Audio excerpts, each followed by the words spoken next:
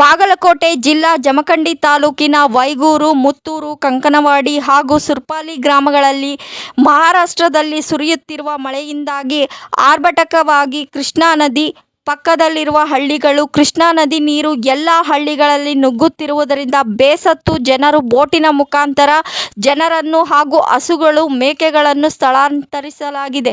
ನಿನ್ನೆಯ ದಿವಸ ಒಬ್ಬ ರೈತರು ತಮ್ಮ ಹೊಲಕ್ಕೆ ಹೋಗಿ ಮೇವು ತರಲು ಹೋಗಿ ವಾಪಸ್ ಬರಲೇ ಇಲ್ಲ. ನೀರಿನಲ್ಲಿ ಕೊಚ್ಚಿ ಹೋದರು. ಬಳಿಕ ಅಗ್ನಿಶಾಮಕ ಇಲಾಖೆ ಸಿಬ್ಬಂದಿ ಹಾಗೂ ಪೊಲೀಸ್ ಇಲಾಖೆ ಬಂದು ತನಿಖೆ ಮಾಡಲಾಗಿದೆ. ಯಾವ ವಿಷಯ ತಿಳಿದು ಬಂದಿಲ್ಲ. ಕಾದು ನೋಡೋಣ.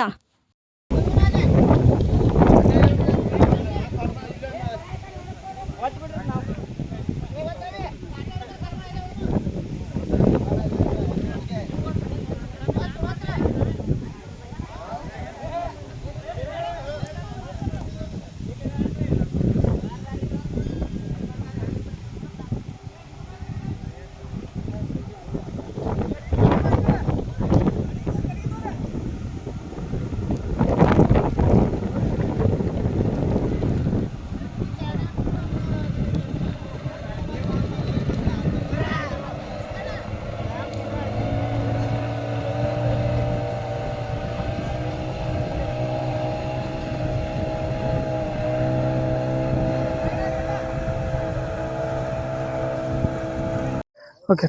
ಸಿದ್ದಪ್ಪ ಭೀಮಪ್ಪ ಅಡೋಳೆನವರು ನಿನ್ನೆ ಸಾಯಂಕಾಲ 4 ಗಂಟೆಗೆ ಇಲ್ಲಿ ಅದು ಗಡ್ಡೆ ಕಡೆ ಮೇವು ತರ್ಲಿಕ್ಕೆ ಹೋಗಿ ತಿರುಗಿ ಬರ್ಬೇಕಾದ್ರೆ ಮೇವು ಮಾತ್ರ ಸಿಕ್ಕಿದೆ. ಬಟ್ ಅವರು ನೀರಿನ ಪ್ರವಾಹಕ್ಕೆ ಸಿಲುಕಿದಾರೆ ಅಂತ ಜನ ಹೇಳ್ತಾ ಇದ್ದಾರೆ.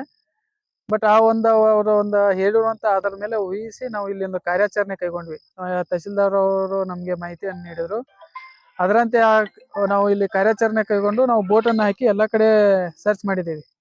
ಬಟ್ ಅವರು ಇಲ್ಲಿವರೆಗೂ ಅವ್ರ ಬಾಡಿ ಸಿಗ್ಲಿಲ್ಲ. ಬಟ್ ನೀರಿನ ಹರಿವು ಇನ್ನೂ ಜಾಸ್ತಿ ಆಗಿದೆ. ನೋಡೋಣ, ನಾಳೆ ಮಠ ಏನಾದ್ರು ಸಿಕ್ತು ಅಂದ್ರೆ ನಾವು ಮತ್ತೆ ಕಾರ್ಯಾಚರಣೆ ಕೈಗೊಂಡು ಮಾಹಿತಿ ಇದನ್ನ ಮಾಡ್ತೀವಿ. ರಾಜು ತಳವಾರ್, ಅಗ್ನಿಶಾಮಕ ಠಾಣಾಧಿಕಾರಿ. ಈಗ ಎಷ್ಟು ಸಲ ನೀವು ಪ್ರಯತ್ನ ಮಾಡಿದ್ದೀರಿ ಸರ್ ನಿನ್ನೆಯಿಂದ? ಇವತ್ತನೇ ನಮ್ಗೆ ಮಾಹಿತಿ ಬಂದತ್ರಿ.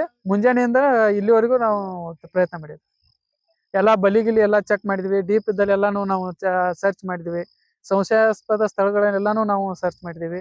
ಬಟ್ ಎಲ್ಲಿಯೂ ನಮ್ಗೆ ಸಿಗ್ಲಿಲ್ಲ. ಎಲ್ಲ ಗ್ರಾಫ್ನೆಲ್ಲ ಎಲ್ಲ ಯೂಸ್ ಮಾಡಿ ಎಲ್ಲಾನು ನಾವು ಪ್ರಯತ್ನ ಮಾಡಿದ್ದೀವಿ. ಸಿಗ್ಲಿಲ್ಲ. ಇಲ್ಲಿವರೆಗೂ ನಮ್ಗೆ ಬಾಡಿ ಸಿಗ್ಲಿಲ್ಲ. ಕಾಣೆ ಆಗಿದ್ದಾನಂತೆ ಅನ್ನಕ್ಕೆ ಏನಾದ್ರು ಒಂದು ಕುರುಹುಗಳಾದ್ರೆ ಏನಾದ್ರು ಸಿಗ್ತಾವ? ಕುರುಹು ಅಂತ ಏನಿಲ್ರಿ. ಇಲ್ಲಿ ಹೇಳುವಂತ ಜನರು ಈಗ ಅವ್ರದ ಒಂದು ಸೈಕಲ್ ಹಚ್ಚಿ ಹೋಗಿದ್ರು. ಆಮೇಲೆ ಮೇವು ಅವ್ರದ ಏನ್ ಮಾಡಿರುವಂತ ಮೇವು ದಂಡಿ ಬಂದಿತ್ರಿ. ದಂಡಿಗೆ ಅಂದ್ರೆ ಅವ್ರ ಜನ ಸಿಕ್ಕೈತ್ರಿ, ಅವ್ರು ಕಟ್ಟಿರುವಂತ ಮೇವ್ರಿ. ಆ ಒಂದು ಆಧಾರದ ಮೇಲೆನೆ ನಾವು ಸಂಶಯಾಸ್ಪದ ಒಂದು ಊಹಿಸಿ ನಾವು ಕಾರ್ಯಾಚರಣೆಯನ್ನ ಕೈಗೊಂಡಿದ್ವಿ. ಇಲ್ಲಿ ಅವ್ರು ಬಿದ್ದಂತ ಸ್ಥಳನು ಯಾರು ನೋಡಿಲ್ಲ, ಇಂತಲ್ಲಿ ಇದನ್ನ ಆಗಿದೆ ಅಂತ ಯಾರು ನೋಡಿಲ್ಲ. ನಾವು ಊಹಿಸಿ ಕಾರ್ಯಾಚರಣೆಯನ್ನು ಕೈಗೊಂಡಿದ್ವಿ.